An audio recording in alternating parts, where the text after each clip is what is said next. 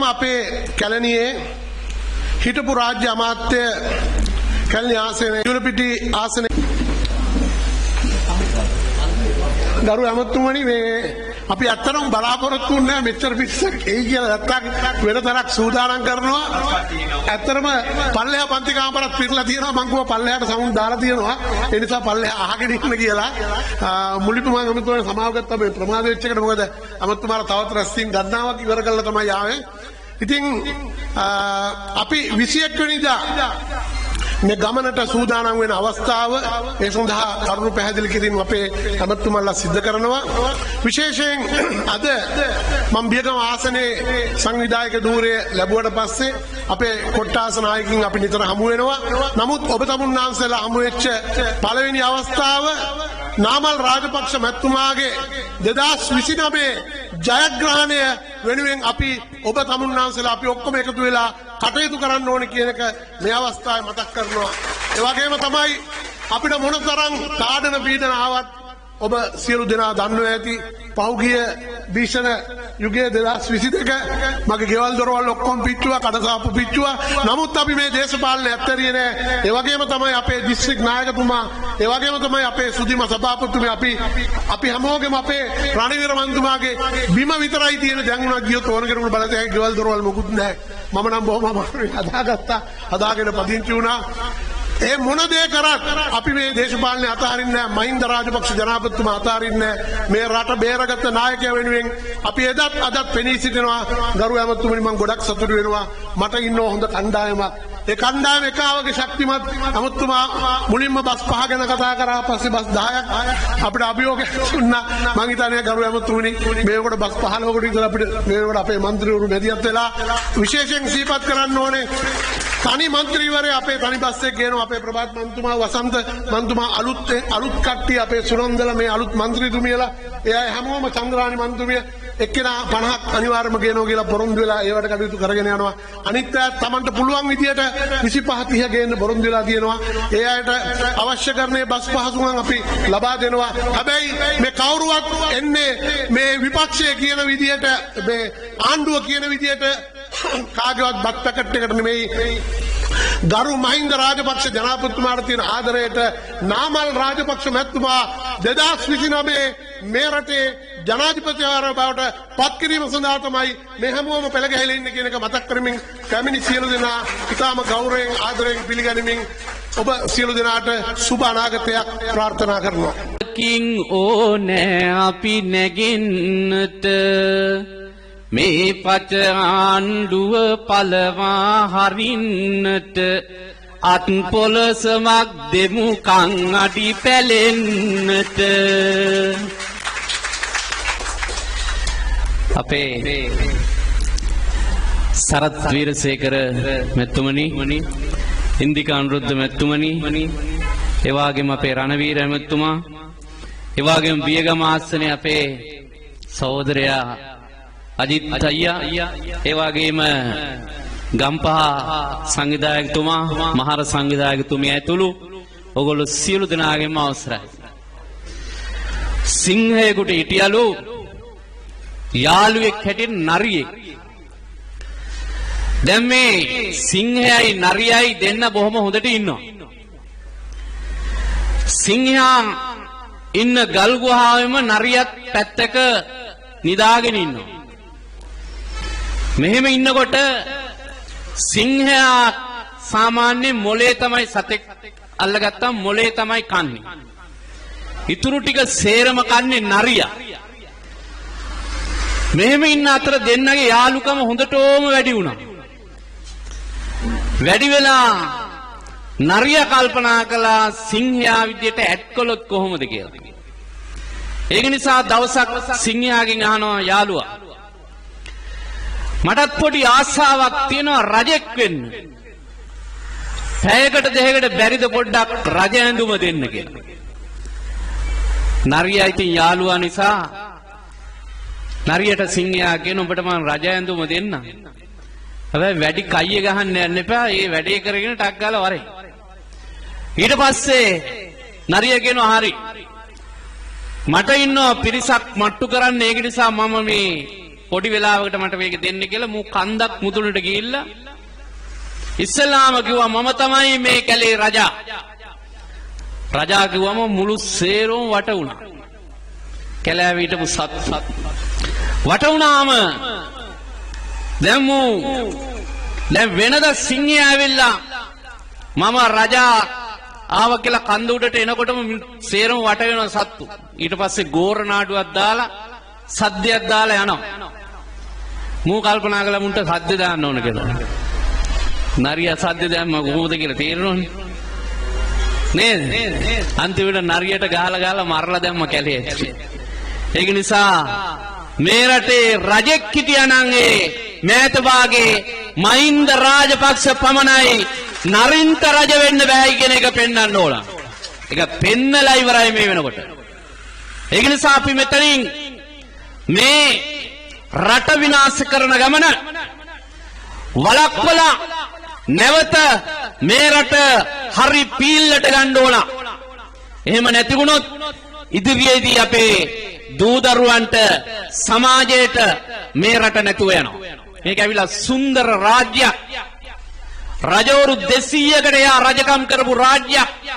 ඒක නිසා මේ භූමියේ තිබෙන වටිනාකම දන්න නිසා තමයි නොඑක් තැන් වලින් ඇස ගැටෙන මායිමේ ඉඳගෙන බලාගෙන ඉන්නේ. මොකද මේ භූමියේ තියෙන වටිනාකම. මේක මුතු ඇටේ කියලා කිව්වේ වටේම මුහුද. ඒක නිසා පාලනය කරන්න ලේසි. එතකොට මායිම් ප්‍රශ්න නැහැ. ඒක නිසා මේ රට වටින නිසා තමයි ගොඩක් තැන්වල නොඑක් දෙනා මේක පාලනය කරන්න සහ මේක අල්ලා ගැනීමට උත්සාහ කරන්නේ. ඒක නිසා නිවට නියාලු පාලකයෙක් වෙන හැම වෙලාවකම මේ රට අභාවයට ගියා. ඒක යසලාලක තිස්ස සුබ කියන දොරටුපාලයන්ගේ කාලෙත් එහෙම වුණා. ඒක නිසා නිවට නියාලු රජවරු රජකම් කරන හැම වෙලාවකම මේ රට වැටුණා. අපි එතනින් ගලව ගන්න ඕන. ඒ ගලව ගන්නත් ඒ වගේම රජවරු බිහි වුණා. ඒක නිසා ඔබටයි මටයි මේ වගකීම තියෙනවා. ඒ වගකීම පැහැර හරින්න බෑ. අපේ උ මෝඩකම් කරනකොට පෙරලි කරනවා. පෞගී කාලේ මේ උන්දලාගේ පච අහලා බලා ගිහිල්ලා ගැහුවා ඡන්දේ. හැබැයි එහෙම ගහපු එකත් හොඳයි. කාලා වරින්කෝ කියලා දැන් ගහලා දැන් ඔය ඉන්නේ. නේද? බස්වල මම බැලුවා බස්වල යනවද කියලා മന്ത്രിවරු. මොන මුන් කොහෙ බස්වල යන්නද? ඉස්සර ගියා. පුස් සයිකල් වල බෝකුඩ ප්ලේන් ටිපාරක් ගහගෙන ඔය කඩසාප්පු ගාව එහෙම හිටියා.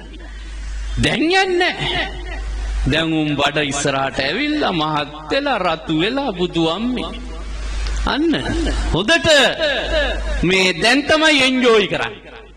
ඒක නිසා අපි නැවත මේ ගොඩ නැගෙන මේ දේශ ප්‍රේමීත්වය මේ රට ඉස්සරහට ගෙනියන්න පුළුවන් නායකයෙක් වටා ගොඩ නගන්න ඕන. ඒ නායකත්වයේ තියෙන්නේ නාම රාජපක්ෂ ළඟ කියන එක අපි පැහැදිලිව බයනතෝ කියනවා. ඒ යටතේ ගොඩ නගන්න ඕන. ඒක නිසා අපි දෙමළ මුස්ලිම් සිංහල බර්ග එහෙම ප්‍රශ්නයක් අපිට නැහැ. මේ රටේ අපිට එකට ජීවත් වෙන්න පුළුවන්. ඒකට තියෙන්න ඕන විශ්වාසය කියන එක. ඒකට තියෙන්න ඕනේ අනන්‍යතාවය. ඒකට තියෙන්න ඕන මේ ලාංකීය කියන අනන්‍යතාවය සහ මේ සංස්කෘතිය තියෙන වටිනාකමත් එක්ක ඕන අපි එකට ජීවත් වෙන්න. ඒක නිසා ඒකටත් යටින් පහර ගැසෙමින් ඉන්නවා. අපි එකිනෙකා වෙන් කරන්න හදනවා. සිංහල මිනිහා දෙමළ මිනිහාගෙන් වෙන් කරන්න හදනවා. ඒ සංස්කෘතික ගුණාංග අපෙන් ඈත් කරනවා. මුස්ලිම් මිනිහා අපෙන් වෙන් කරන්න හදනවා. ඔවුන්ගේ සංස්කෘතිය අපේකත් එක්ක පටලවලා විනාශ කරන්න හදනවා. ඒක නිසා මේක කරන්නේ වෙන මොකටවත් නෙවෙයි. ඔවුන්ට පාලනය කිරීම සඳහා ලේසි නිසා.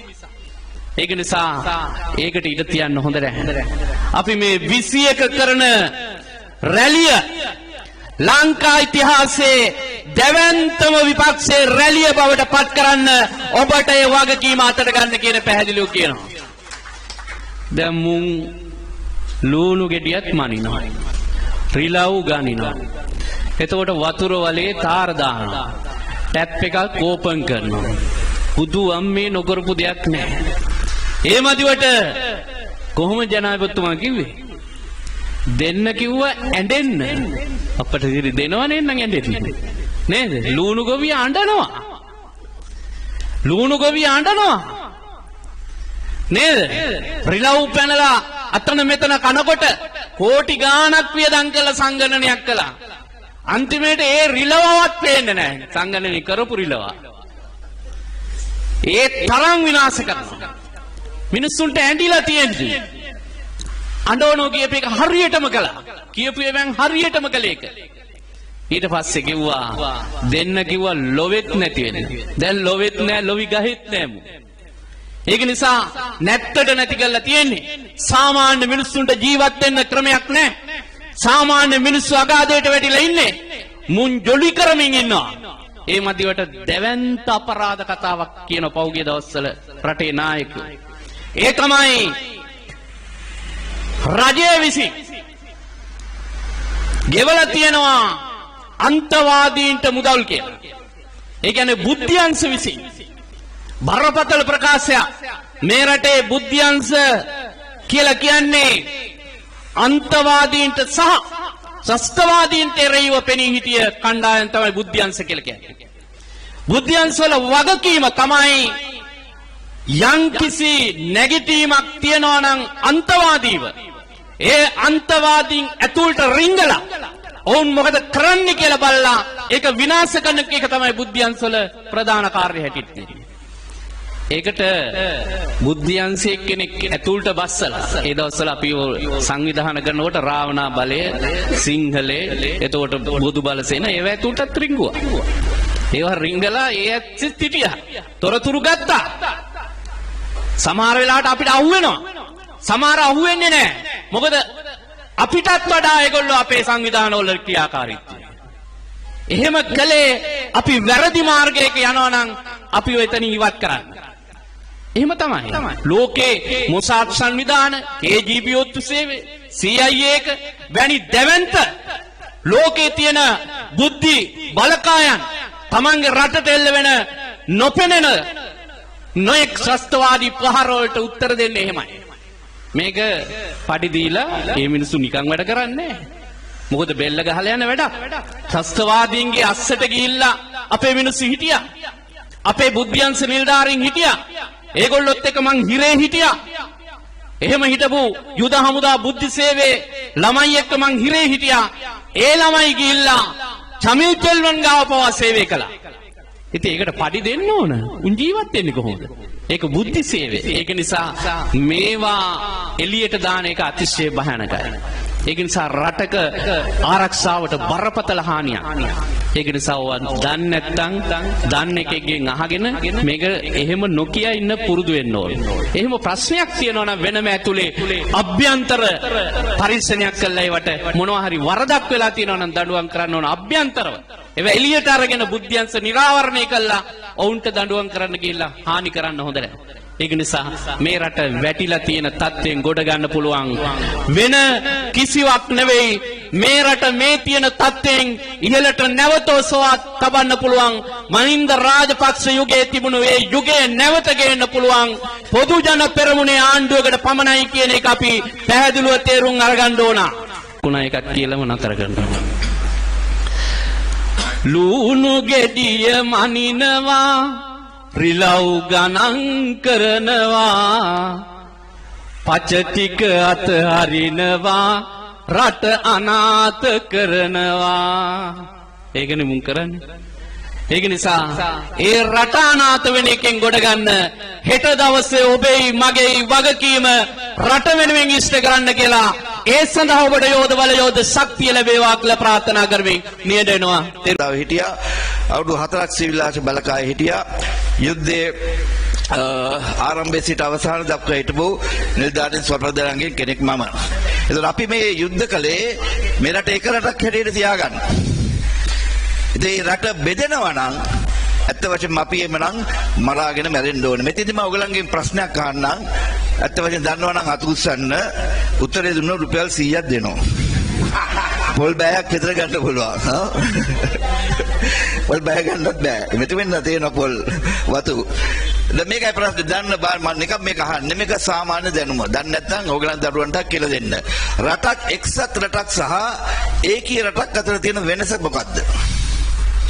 දැන් අතුසන බා දැනගන්න ඕනේ මිත්‍රෝනේ අපේ රට ආරක්ෂා ගන්න අවුරුදු 2500ක තිබ්බ රට ආරක්ෂා ගන්න මේ වචන දෙකේ තේරුම දැනගන්න ඕනේ මේ වචන දෙක මිස්ඉන්ටර්ප්‍රෙට් කරලා තමයි වැරදි වෙලද කියලා තමයි මේ රට බෙදන්න හදන්නේ එක්සත් රටක් සහ ඒකීය රටක් අතර තියෙන වෙනස මං කියන්නම් ඒකීය රටක් කියලා කියන්නේ මිත්‍රෝනේ මුළු රටේම තියෙන එක නීතියයි යාපනයේ ගෑල් ළමෙක්ට බඳින්නේ අවුරුදු 18 නම් ගාල්ලේ දරුවටත් කසාද බඳින්න වයස ඇවිල්ලා අවුරුදු 18යි.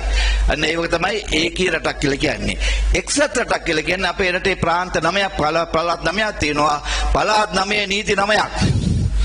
ඒතර මාතර ගෑල් ළමයට අවුරුදු 18 නම් නැගෙනහිර අම්පාරේ ගෑල් ළමයට අවුරුදු 14 වෙන්න පුළුවන්.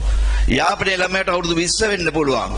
මඩකටුවේ ළමයට අවුරුදු 22 වෙන්න පුළුවන්. ඒ වගේ නීති 9ක් තියෙනවා පළාත් 9. ඒක තමයි එක්සත් රටක් කියලා කියන්නේ. එතකොට අපිට ඕන එක්සත් රටක්ද නැත්නම් ඒකීය රටක්ද? අපිට ඕනේ ඒකීය රටක්. ඒකීය රටක් බේරගන්න තමයි අපි 29000ක් දිවි පෙදුවේ. 14000ක් ආබාධිත උනේ. එතකොට ඒ ඒකීය රට අපි පමණක් මේ අවුරුදු 2500ක් තිස්සේ අපේ රටට තිබ්බ ආක්‍රමණ 17ක්. චෝලේ ආවා, පාණ්ඩේ ආවා, එලාරලා ආවා, සේනගුත්තිකලා ආවා. එතකොට මේ වගේ ආවා ඊට පස්සේ පෘතුගීසි ආවා, ලන්දේසි ආවා, ඉංග්‍රීසින් ආවා. මේ සියලු දෙනා එක්කම සටන් කළේ අපේ මුතුන් මිත්තෝ මේ රට ඒකීය රටක් හැටියට තියාගන්න.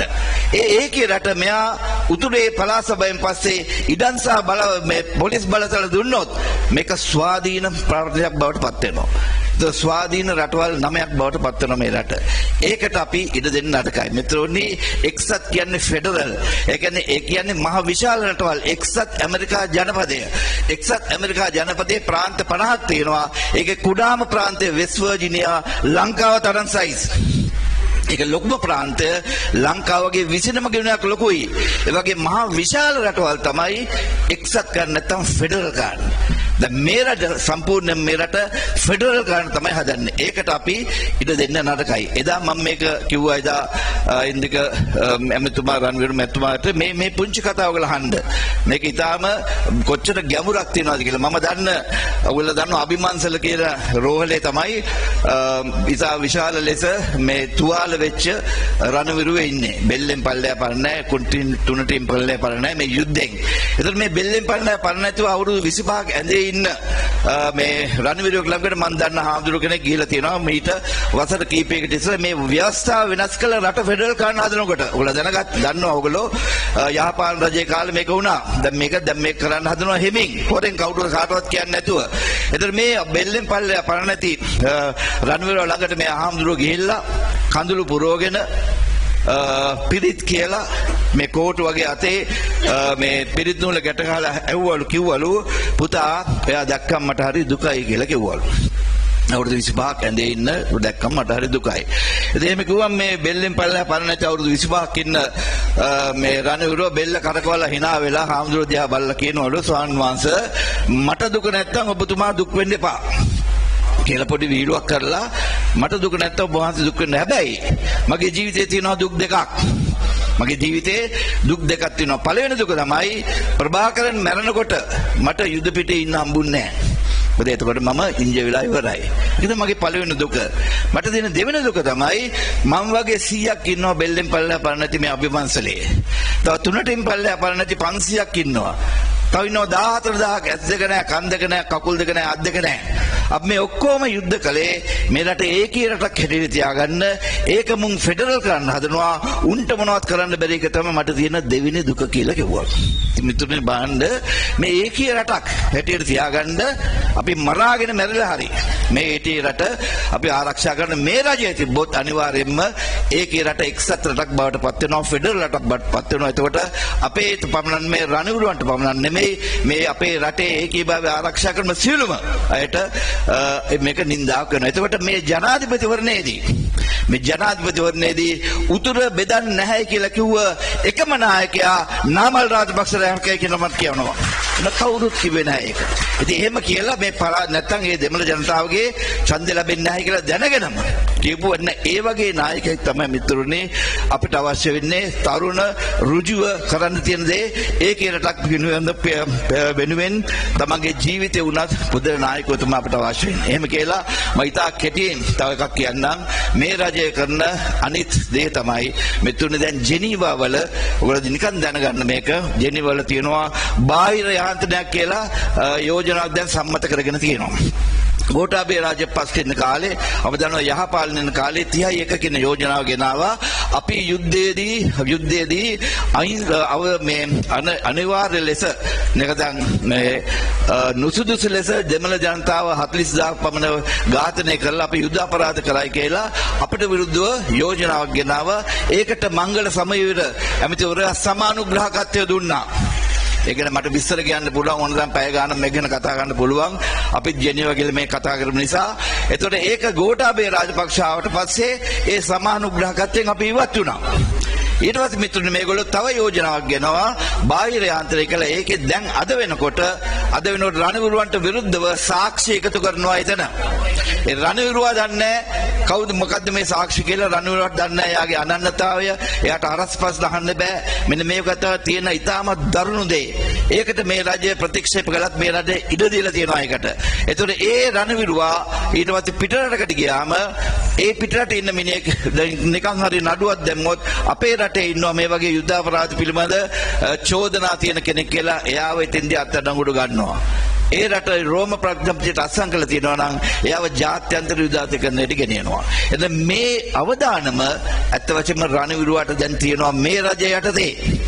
ඉතින් මේ රටේ ඔක දන්නවා අපි මොනතරම් බයෙන් හිටියේ අවුරුදු 30ක් තිබ්බ යුද්ධය සම්පූර්ණයෙන්ම නිම කරලා මේ රට සාමය උදා කරපු රණවිරුවට මේ ජනාධිපතිතුමා අද රණවිරුවා කියන්නේ සෙබලා කියනවා සොල්දාදුවා කියනවා. ඒතකොට යම් කිසි ජනාධිපති කෙනෙක් රණවිරුවට රණවිරුවා කියන්න පුළුවන් ශක්තියක් නැත්නම් එයාගේ යටතේ රණවිරුවා කොහොම ආරක්ෂා වෙයිද? ඒක නිසා මිතුරුනි මේ ටික තමයි ඊටම කියන්න ඕනේ. අපි 21 වෙනිදා අපි රැලියක් පවත්වලා මහා ජන ගණනාවක් එතන ගියලා අපි පෙන්වන්න ඕනේ මෙන්න මේ රටට අපි ආදරේ තමුන්නාන්සලා අපිට මේ යම් කිසි පොරොන්දු දුන්නා නම් ඒ පොරොන්දු ඉෂ්ටකරන්න මේ රට බේරගන්න නම් ඒ බේරගන්න පුළුවන් එකම නායකත්වය නාමල් රාජපක්ෂ යටතේ තියෙන පොදු පෙරමුණ කියන පණිවිඩය දෙන්න ඕගොල්ලෝ සම්පූර්ණයෙන්ම ඕගොල්ලන්ගේ සහයෝගයෙන් ඒ රැලිය සාර්ථකත්ව කරා ගෙන යන්න කියලා ඉල්ලා සිටමින් ඒක නිදහස් පක්ෂයෙන් පටන් ගත්ත මිනිස්සු අපි දෙදා පෙරදුනා. අපි 2004 නැවත වරක් බලයට පත් වුණා.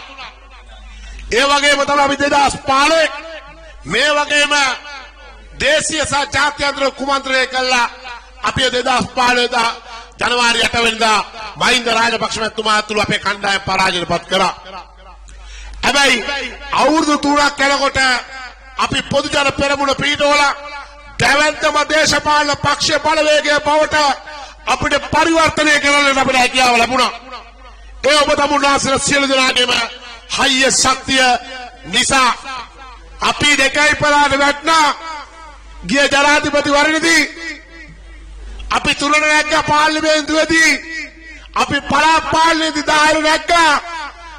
අපි එතනින්ද පුළුවන් නම් පළාත් සභාව තියන්න අපි කවුද කියලා පෙන්නනවා.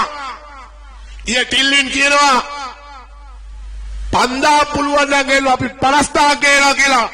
අපි ටිල්ලින්ට කියනවා ගම්පයින් විතරක් පන්දා පල්ලලා ගේන්නනවා ටිල්ලිනෝ දාලා. ගම්පයින් විතරක් ඊයේ අපිට නම් තමරල රණවීරයෝ විතරයි.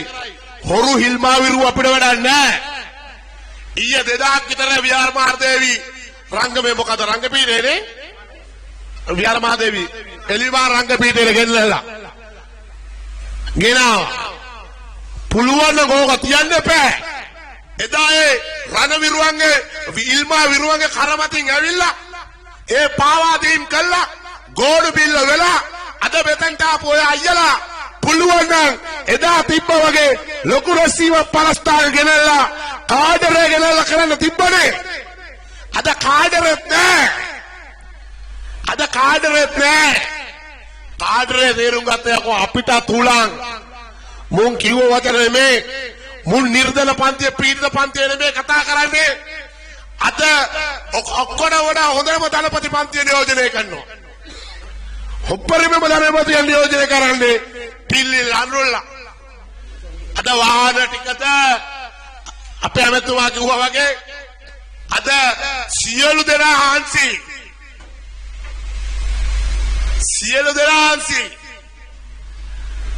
හැබැයි ගොඩ ගියේ කවුද මේ 159 විතරයි අද එක වැඩ පිළිවෙලක් කියන එකම අංශයක රටට කරපු එක දෙයක් අපි ආන පෞගේ අවුරුදු 10 අවුරුද්දක් පවලා එක වැඩක් මහින්ද මහත්තයා අපි 2005 ආවා යුද්ධවල කරා රටේ මේ අපිට පේන හැට පේන නොපෙනෙන සියල්ල කරේ මේ මහින්ද රාජපක්ෂ යුගයේ 2015 පස්සේ මේ වෙනකන් අපේ රටේ කිසිදු සංවර්ධනයක් අපිට තාම වෙලා නැහැ. අද මොගේ සංවර්ධන යෝධ සංවර්ධන ව්‍යාපෘති තමයි ටැප් එක කරන එකයි බස් එක ඕපන් කරන එක කාණු සුද්ධ කරන එකයි. ටොයිලට් හදන එකයි. අර කවුද කොයිද ඉන්නේ මේ අපේ සිරිසේන උන්නේගේ පොළොන්නරුවේ සරත් දනම සරත් මාරු කවුද දන්නේ නේ අපි දන්නේ නැහැ පියක මේක කියන මහා යාවන කියක් දන්නවා මේ සාතිකේ නැති උපාධියේ දෙමාචාර්යතුමා නේ අනිත් අය දන්නේ නැහැ අපි මේ මිනිස්සු රැවට්ටුවා ඇඳුවා මිනිසුන් දහසක් බලාපොරොත්තු දුන්නා 70 වසරක සාපේ ගැන කතා කරා අපිට අවශ්‍ය වෙන්නේ මේ ආණ්ඩුව නිවැරදි දිශාවට ගෙනියන වැඩ පිළිවෙල තමයි අපි මේ 21 වෙනිදා ගෙනියන්නේ මේ ජනතාවට දුන්න පොරොන්දු ඒ විදිහට විශ්ත කරපන් නැත්තම් නුඹලව නැවත වරක් අපි මේ 21 වෙනිදා පස්සේ මේ ආණ්ඩුවේ අවසන් ගමන හැරෝම් ලක්ෂය බවට පත් කරන දවසේ තමයි මේ 21 වෙනිදා කියන එක බොම් පැහැදිලිව අපි කියනවා කැමති. ඒ නිසා අපි හතට කිව්වේ මේ අපේ මේ රැස්වීමක් නෙමෙයි අපේ මේ කොට්ටාස නායකයෝ ටික මේ කියන දායකයන්ට පාපා ගෙනාවොත් ඇති. අපිට ලොකු වන්නේ අපි අජිත් සහෝදරයගේ බස් 5යි දැන් බස් 18යි 18 අපි 5යි කිව්වේ. දැන් මම මොකද්ද කරන්නේ අපේ ගම්පා රංජිත් අයියා මොකද්ද කරන්නේ කියලා කල්පනා කරන්නේ. දැන් මට රංජිත් අයියා මෙන්න බෑනේ. අපි ගම්පාරල්ල පෙන්නනවා තිල්වින් කියනවා තිල්වින්ගේ තර්ජන වලට අපි බය නෑ අපි ගිරගෙවල් එකක් නෙමේ දායකන දැම්පත් හිරගේ ඉදරුත් මේ ආණ්ඩු පෙරල අරගල අපි කරනවා කියන එක අපි බොහොම පැහැදිලිව අපි කියන්න ඕනේ අපි ඒවට අපි යාත කරන්න බෑ අද කෝ අල්ලපු හොරෙක් කරම්බල් බෝඩ් බෙදෙකට දැම්මා මෙයාව අපේ හිටමු කවුද එස්.එම්. ජන්සේනතුමා බීජ බෙදුවා කියලා. දැන් යකෝ අපි මේ පොල් පැල ටිකක් බෙදනකොට කවුරු හරි පොලිසිය පොල් පැලයක් ඉල්ලන් ආපුවම පොල් පැලයක් අපි දෙනවනේ බවන් කන්න. මොකද පොල් පැලයක් ගෙනියලා පැලපි කන්නේ. නේ? දැන් මේ ඉතින් වගා කරන්න ඉඩ නැහැනේ.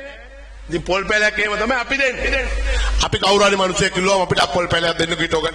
ඉතින් කවුරු හරි මේක කරනවා නම් හොඳයිනේ. ඉතින් මේ වගේ සිල්ලර කාරණා වලට තමයි දෙන්නේ. අද රාජ්‍ය ආන්ත්‍රණේ කාකාරක්ෂමයි. ප්‍රාසභාව ඉඳන් ඊළම රාජ්‍ය සේවය දක්වා කාකාරක්ෂම තාත්තට පත් වෙලා තියෙනවා. මොකද මේ ආණ්ඩුව පහුගිය දවස්වල කරන වැඩ පිළිවෙලත් එක්ක ඉදිරියේදීත් එන්නේ එහෙමයි. උදේගම්ම අපේ ළමතුමා කියන 159 දිනාට මෙයන් එක්ක බෝඩ් එකක් හදාගන්න කියලා. නේ? 28 වෙනකොට 27 29 බොහොම හොඳයි. අනිත් අයත් පරිස්සමෙන් වැඩ කරන්නේ කියන ඉල්ලීම අපි කරනවා. අපි ඒක බොහොම පරිස්සමෙන් අපි කියනවා. පරිස්සම් වෙලා වැඩ කටයුතු කරන්න කියලා. මොකද මේම රට දුවන්න බෑ මේ තර්ජනය කළා ගර්ජනය කළා. මේ අපේ රටේ සංවර්ධන ඉලක්කයන් අරමුණු ඉලක්ක කරා යන්න ඕනේ. සියලු දෙනාගේම වැඩිමල් අපේ වයසකම මිනිස්සුගේ බැංකු පොලියට ගැහුවා. ඊළඟට රාජ්‍ය සේවකයාට රාජ්‍ය ණයක් දෙනවලු මිලියන 3 දක්වා ලක්ෂ 30ක් දක්වා. ඕක ලක්ෂ 14න් වෙන් කරලා තියෙන මුදල බැලුවම 4000ටයි දෙන්න පුළුවන්. ඉතුරුන් ටිකට මේ හැම තැනම මිනිසු රවට්ටන වැඩ පිළිවෙලක් කරන්නේ. තරුණේ කාර් සීනේ බිඳ එලුවා. අපි කියන්නේ ඒ බලාපොරොත්තු සීනය ගොඩනගපන් අඬර නැත්තම් මොකද අපි මේ රාජපක්ෂ කඳවුර එක්ක ගනුදෙනු කරන්නේ ඇයි? අපි මේ ජාතිකවාදී ආණ්ඩුත් එක්ක වැඩ කරන්නේ ඇයි? අපි වමේ බලවේගය උඩට ගන්නෙ ඇයි? ඒකේ අවශ්‍යතාවය මොකක්ද? මම හිතන්නේ මෙතුමා මේ කියපු වචන ටිකේ මේ ටික තියෙනවා. ඒ නිසා අපිට ආඩම්බරයක්. එතුමා එදා කොළඹ දිස්ත්‍රික්කයේ පළවෙනියා වෙලා අපේ ප්‍රසන්න කිව්වා වගේ රාජපක්ෂ කඳවුර අතෑරියේ නෑ. මොකද ලෙන්ගතුකම? වරදාන වරප්‍රසාදද නෑ. ගොඩක් අයට තිබුණ අගමැති හීන. ඒ නිසා කඳවුරු බිඳගෙන ගියා. ඒ නිසා එදා පවත්වන්න තිබිච්ච මහමැතිවරණ පැත්තකට දාලා ජනාධිපතිවරණ වලට තල්ලු කරගෙන ගියා. ඒකෙන් පොහොට්ටුව වම පක්ෂ සුන්නත් දූලි වුණා. හැබැයි ප්‍රතිපත්තියක් ඇතුව නාමල් රාජපක්ෂ මැතිතුමාට මා හයියක් විදියට එදා කොළඹ දිස්ත්‍රික්කයේ සියලු දෙනා ගම්පහ දිස්ත්‍රික්කයේ අපි දෙන්න අතෑරෙන්න 11 දෙනෙක් රටේ හිටපු දැවැන්තයෝ මහින්ද රාජපක්ෂ හිටපු ජනාධිපතිතුමාගෙන් වරදාන වරප්‍රසාද ඇමතිකම් තනතුරු තාන්න මාන්න ගත්තු අය බලන්න නැතුව දාලා යද්දී මහ ගහක් වගේ මහ ගලක් වගේ ඒ කඳවුර රැක්කා. ඒ කඳවුර ආරක්ෂා කරා. ඔබතුමාට අපි ස්තුතිවන්ත වෙනවා. ගෞරවයෙන් ගම්පහ දිස්ත්‍රික්කයට ඔබතුමා අපි පිළිගන්නවා. ඔබතුමාලා වගේ ජාතිකවාදී කඳවුරට නායකත්වයේ දෙන නායකයෝ නාමල් රාජපක්ෂ මැතිතුමා ළඟ ඉන්න ඕන. කවුද අහනවා කවුද නාමල් වටේ ඉන්නේ කියලා. පෙන්නනවා වෙන වෙන අය. හැබැයි මෙතුමන්ලා වගේ ප්‍රතිපත්තිකරක මිනිස්සු ගැන කතා කරන්නේ නැහැ බයයි. ඊයේ පෙරේදා වොයිස් කට් වල දැක්කනේ කට්ටිය යනවා. ඒ නිසා අපි මේ කඳවුර රකින්නේ ඒකයි. ඒ වගේ මට ලොකු හයියක් මට ශක්තියක් මේක ලේසි පාසු දෙයක් නෙමෙයි සරත් වීරසේකර මැතිතුමනි. මේ රටේ ලියාපදිංචි ඡන්ද වලින් හෙට අනිද්දා වෙද්දි ඡන්ද ලක්ෂ 20ක් විතර ලියාපදිංචි වෙනවා ගම්පහ දිස්ත්‍රික්කෙට. ඒ නිසා අපි දෙන්නට පුළුවන් වුණා පොහොට්ටුව එහෙම නැත්තම් වමේ කඳවුර අල්ලගෙන අපේ රංජි අයියලා සුදීමලා අජිත්ලා එකතු කරගෙන මේ ඉන්න පොඩි മന്ത്രിවරු එහෙමත් නැත්තම් කොට්ටාස නියෝජිතයෝ එකතු කරගෙන නැවත මෙවැනි ශක්තිමත් ව්‍යුහයක් නිර්මාණය කරන්න අපි අද සතුටු වෙනවා. මේ අවසාන රැස්වීම මේ 21 වෙනිදා තියෙන රැළිය සම්බන්ධයෙන් දිස්ත්‍රික්කේ පුරාවට යන අවසාන රැස්වීම. දැන් 9:00මාරත් පහුවේගෙන එනවා. හැබැයි කිසි කෙනෙක් කෙල්ලෙන්නේ නැතුව හිටියා. මොකද්ද අවශ්‍යතාවය? ඒකට මට හයියක් දුන්නේ අපේ ප්‍රසන්න රණවීර ඇමතුමා. ඒ නිසා එතුමාගේ නවසරයි. ඒ වගේම අපේ අජිත් ප්‍රසන්න කිව්වා වගේ එදා නාම යෝජනා දෙද්දි ගොඩක් අය හැංගුණා. ගොඩක් අය මගහැරියා. ගොඩක් අය ලෙඩ වුණා. ගොඩක් අය රෝහල්ගත වුණා. ගොඩක් අය විදේශගත වුණා. හැබැයි අජිත් හෙල්ලුනේ නෑ. අජිත් දන්නවා අපිත් ඒක කතා කරද්දි කිව්වා. අපිට කිව්වා ගොඩක් අය දන්නවා එදා මැතිවරණේ අපේ ප්‍රතිඵලය මොකද්ද? අපි ඉතිහාසයේ කියෝන අය දන්න අය ජනාධිපතිවරණයක් තිබ්බහම ආය ආණ්ඩු ගන්නත් බෑ. හොදගෙන යනවා. හැබැයි ප්‍රසන්නලා අපිත් එක්ක අජිත් බෙල්ල තිබ්බා. අද බියගම පොහොට්ටුවේ කොඩිය හිටවන්න පුළුවන් වෙලා තියෙන්නේ අජිත් එහෙම කොන්ද කෙලින් තියාගෙන හිටපු නිසා. ඒ නිසා එතුමාගේ නවසරයි. ඒ වගේම අපේ ගම්පහ රංජි අයියා, ඒ වගේම අපේ සුදීමා, අපේ දැන් මෙතුමියලා සංවිධායකවරු. සමහරු ප්‍රශ්න කරනවා මේගොල්ලොත් එක පුළුවන්ද? මේගොල්ලෝ අපි ඔක්කොම සංවිධාන කරන්නම් වැඩේ කරන්න පිරිසක් ඉන්නවා ඔයගොල්ලෝ. ඒ නිසා ඔයාලගේ ශක්තිය තියෙනවා නම් ගම්පහ දිස්ත්‍රික්කේ ඉන්න සංවිධායකයින්ට වෙන මොකක්වත් ඕනේ නැහැ. 29 දී අනිවාර්යයෙන්ම නාමල් රාජපක්ෂ මේ රටේ ජනාධිපති කරන්න මේ බැටාලියන් එක හොඳටම ඇති. මේ කණ්ඩායම හොඳටම ඇති. මේ ඉන්න മന്ത്രിවරු කැප වෙනවා. කැප වෙලා වැඩ කරනවා. ඒ නිසා දැන් ආණ්ඩුවේ ගමන අනිත් පැත්ත හැරිලා තියෙන්නේ. ඒ නිසා තමයි අර කියනවනේ අර පාන නිමෙන් දෙද්දි දැල්ල වැඩියෙන් දෙනවා. නේද? අර කනත්ත ළඟින් යද්දි බයට සින්දු කියවෙනවා හූ කියනවා. බය නෑ වගේ පෙන්නනවා. දැන් ටිල්මින් ඔය දැම්මේ බය නෑ වගේ නිකන් කෙඳිරිල්ල. ඊයේ ගෙනල්ලා දැම්මේ කෙඳිරිල්ල. දැන් දැනිලා තියෙන්නේ. ඇයි මෙහෙන් සම්පකාර ටික පරදිනවා. මෙහෙන් අයවැය ටික පරදිනවා. ප්‍රාදේශ සභාවල් වල දවස ගාන එනවා. කරපු ඇති වැඩක් නැහැ. කරයි කියලා හිතන්න වැඩක් නැහැ. හැබැයි ජාතිකත්වය ජාතිකවාදී කඳවුර වම වාමාංශිකයා අද පක්ෂපාත ભેදයකින් තොරව නැවත මහින්ද රාජපක්ෂ යුගයක් ඉල්ලනවා. ඒක විතරයි රටට වැඩක් උනේ. එතන පක්ෂපාත ભેද තිබුණේ නැහැ. අද වගේ මාලිමාව ඒගොල්ලන්ගේ කාඩර් එකට යාන වාහන අරගෙන ව්‍යාපෘති දීලා නඩත්තු කළේ නැහැ. ඒ නිසා රටේ සංවර්ධනයක් සිද්ධ වුණා. ඒ නිසා මේ 21 වෙනිදාට අපි යන්නේ සරත් වීරසේකර මැතිතුමා කිව්වා වගේ මේ ආණ්ඩුවට මතක් කරන්න. මේ ආණ්ඩුව පටන් ගත්තේ බොරුවෙන්. ආණ්ඩුව ගත්තේ බොරුවෙන්. ආණ්ඩුව කරගෙන යන්නේ බොරුවෙන්. මෙතනින් එහාට ආණ්ඩුවට බොරුවෙන් කරගෙන යන්න ඉඩ තියන්න බෑ. ඒ නිසා තමයි මෙතුමා කිව්වා වගේ පළවෙනි වෙඩිමුරය අපි නුගේගොඩට ගිහිලා පත්තු කරන්නේ 21 වෙනිදාට. උඹලා කිව්වා උඹලා දුන්න පොරොන්දු උඹලා අපහාස කරා. උඹලා පලිගත්තා. චෝදනා කළා. ලේසි පාසු අයගෙන් නෙමෙයිනේ. සරත් වීරසේකර මහත්තයා මහින්ද රාජපක්ෂ ජනාධිපතිතුමාට චෝදනා කළා. අද එක පැමිණිල්ලක් එතුමාට විරුද්ධව පොලිසියකට ගෙනහිලා තියෙනවා. එහෙනම් අවුරුද්දක් පුරාවට පැමිණිල්ලක්වත් ගෙනියන්න බැරි නම් මේ රටේ ජනතාව මේ වෙදි තේරුම් අරගෙන තියෙන්නේ මේ ඔක්කොම බොරු කියලා. මම දැක්ක මේ ඊයේ පෙරේද දෙන රූපවාහිනී වැඩසටහනක අනුර කුමාර දිසානායක මහත්තයා කියනවා චීන සමාගම් වලින් දුන්න චෙක් වල අංකේ තියෙනවා කියලා. අද රටේ යා ජනාධිපති. අද රටේ ජනාධිපති විදිහට එතුමාට තියෙන්නේ ඒ දුන්න අංකේ CID එකට දෙන්න විතරයි. හැබැයි මේ වගේ බොරු කියන ජනාධිපතිවරේ අපි ඉතිහාසෙ කිසිම දවසක දැකලා නැහැ. එතුමා පාර්ලිමේන්තුවේ දා ගිහිල්ලා කියනවා අයවැය ඉදිරිපත් කරපුවාම මේ අයවැය පත්තරේම හංගලා ගහිල්ලා. ඒක තමයි කිව්වේ අර 12500ක් මිලියන වාහන ගෙන්නන්න කියලා වෙන් කරගෙන දැන් කියනවා ඒ එක ලීසින් වාරිකයක් විතරයි. ඒ කියන්නේ 12500ව තව 6-7ක් ඉස්සරහට එනවා. මේ වාහනවල තෙල් ගහන්න ඕනේ කවුද? ඔබ තමුන්නාන්සලගේ බදු සල්ලි වලින්. මේ වාහනවල ටයර් දාන්න ඕනේ කවුද? ඔබ තමුන්නාන්සලගේ බදු සල්ලි වලින්. සර්විස් කරන්න ඕනේ කවුද? ඉන්ෂුරන්ස් කරන්න ඕනේ කවුද? රියදුරු පඩි ගෙවන්න ඕනේ කවුද? නඩත්තු කරන්න ඕනේ කවුද?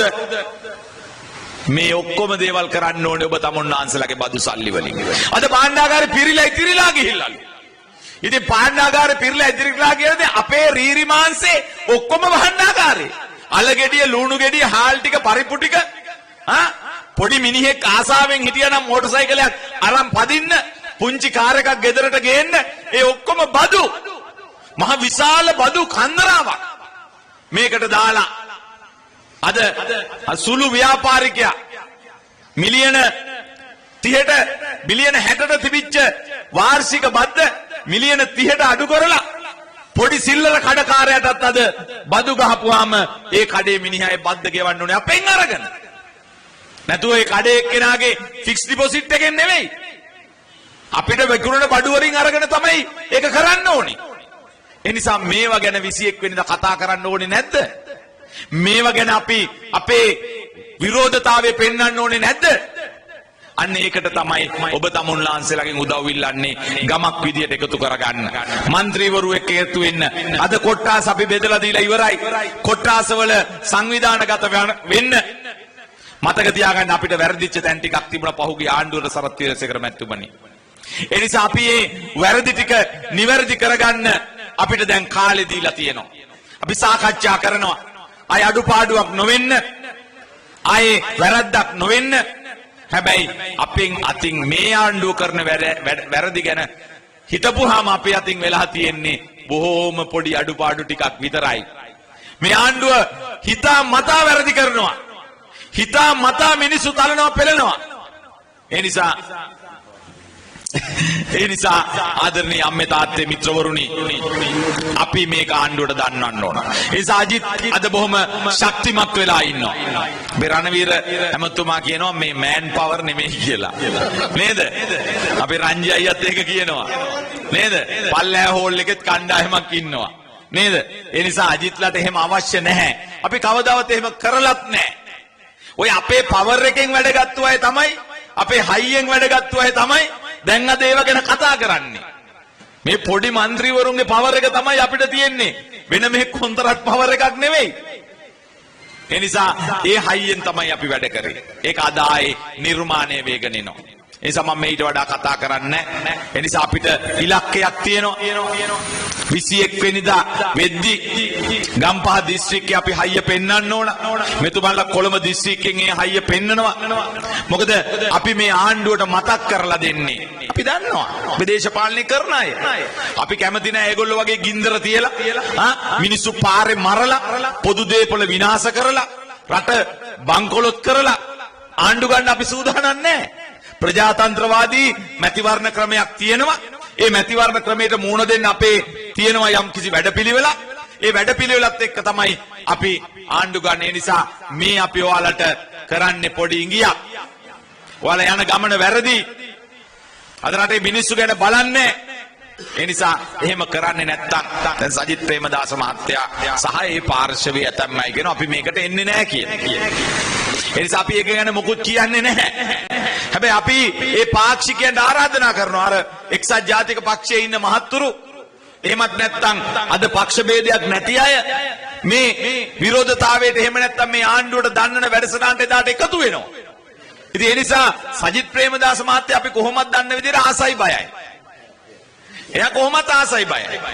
ඒ නිසා එයා ඔහොම ගත කරනවා කියන්නේ ඉතින් අනාගතේ අපි එයාට බලය දුන්නාම නේද? එයා කවදා හරි බලය අරගෙන ආසයි බයයි වෙච්චාම රටම ඉවරයි. ඒ නිසා අද කතා කරන්නේ ජනතාව ඒ වගේ අය ගැන නෙමෙයි. අද කතා කරන්නේ නාමල් රාජපක්ෂ මැතිතුමා 2029 මේ රටේ ජනාධිපති වෙනවා කියලා. ඒ විශ්වාසය තමයි අද කතා කරන්නේ. හැබැයි අපි දන්නවා අපි කණ්ඩායමක් විදිහට ඒකට යම්කිසි වැඩපිළිවෙලක් ගම්පහ දිස්ත්‍රික්කෙන් දියත් කරගෙන යනවා. ඒ නිසා ඒකේ මූලිකව ඉන්න කට්ටිය ඔබ තමුන්නාන්සලා. ඒ නිසා ඒකට හයිය දෙන්න අපේ මුස්ලිම් නියෝජනය හැමදාම කිව්වා වගේ බියගමට ලොකු හයියක් දෙනවා ශ්‍රී ලංකා පොදු ජන පෙරමුණට. ඒ වගේම අපි විශ්වාස කරලා තියෙන්නේ මේ മന്ത്രിතුමන්ලා മന്ത്രിතුමියන්ලා ඒවා කොට්ටාස බාරගත්තු අය. ඒ නිසා ඒ සියලු කණ්ඩායම් එකතු වෙලා අපි මේ වැඩේ අතට අරගෙන කරමු. මේක රටට මේක මහින්ද රාජපක්ෂ කඳවුරට මේක ජාතිකවාදී කඳවුරට ආශිර්වාදයක්. එහෙම නැත්නම් ඔය දැන් පෝස්ට් දකින්නමනේ දාන්නේවා නේද? අර හොදන සෙට් එක Facebook වල දාන්නේ දැන් ඔය යන්නේ අහවල් කට්ටිය යන්නේ මෙහෙගොල්ලෝ යන්නේ අරගොල්ලෝ වහල්ලු. සරත් වීරසේකර ඇමතුමනි මං හිතන්නේ JVP එකේ තරම් වහල්ලු නම් මේ ලෝකේ මේ කිසිම රටක නැහැ එහෙම වහල්ලු සෙට් එකක්. මුන්ව නඩත්තු කරන්න ඕනේ. මුන්ට වාහන දෙන්න ඕනේ. මුන්ට කණ්ඩ අඳින්න දෙන්න ඕනේ. මලගෙදර ගාපුවාම රුපියල් 5000ක් සාක්කුවට දාන්න ඕනේ. මලගෙදර ගියාම කෙහෙකනක් හරි කැබ් එකට දාන්න ඕනේ. දැන් ඒ ක්‍රමය තමයි දැන් මේ අයවැයෙන් ගෙනල්ලා තියෙන්නේ. නියම වහල්භාවය පේනවා. ඇයි මුන්ට ආණ්ඩුවේ වාහන ගමේ පුට් සයිකලයක්වත් නැති අය පාර්ලිමේන්තු ගියේ මතක තියාගන්න. ගමේ මිනිස්සෙක්ට කැඳ කෝප්පයක්වත් දී ගන්න බැරි. ගමේ මිනිස්සුන්ට මලගෙදරකට බිස්කට් පැකට් එකක්වත් ගෙනියන්න බැරි.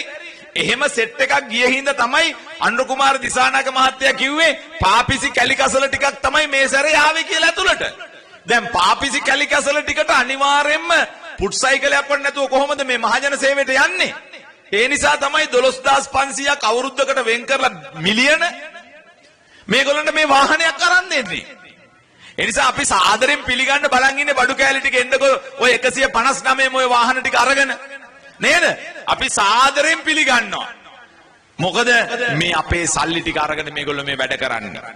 මේ වහල්ලු ටික නඩත්තු කරන්නේ අද JVP එකේ වහල්ලු ටික අද නඩත්තු කරන්නේ පොදු මහ ජනතාවගේ සල්ලි ටික අරගෙන. මතක තියාගන්න. මම ඒකයි කිව්වේ. තෙල් ගහන්න, සර්විස් කරන්න, එහෙමත් නැත්නම් නඩත්තු කරන්න, රියදුරු දාන්න. ඉතින් දෙයනේ මේකටත් වැඩිය තව මේ ඔක්කොම අරගෙන වහල් සේවය කරනවා අර පැලවත්තට. පැලවත්තේ කාර්යාලයට වහල් සේවය කරන්න තමයි මිනිස්සුන්ට වැඩ කරන්න නෙමෙයි හදාගන්න තියෙන්නේ. ඒ නිසා මේකට විරුද්ධ නොවෙනවා නම් මං හිතන්නේ අපි මිනිස්සුයෝ නෙවෙයි. ඒ නිසා ඒ විරෝධතාවය තමයි අපි ගෙනියන්නේ. ඒ නිසා ඒකට සියලු දෙනාගේ හයිය ශක්තිය ලබා දෙන්න කියමින් අජිත් සුබපතමින් මම හිතන්නේ පළවෙනි අවස්ථාව අජිත් සංවිධායකවරයෙක් වෙලා අද ඉතා සාර්ථක රැස්වීමක් අද මෙතන පවත්වලා තියෙනවා. ඒකට සුබපතමින් සියලු දෙනා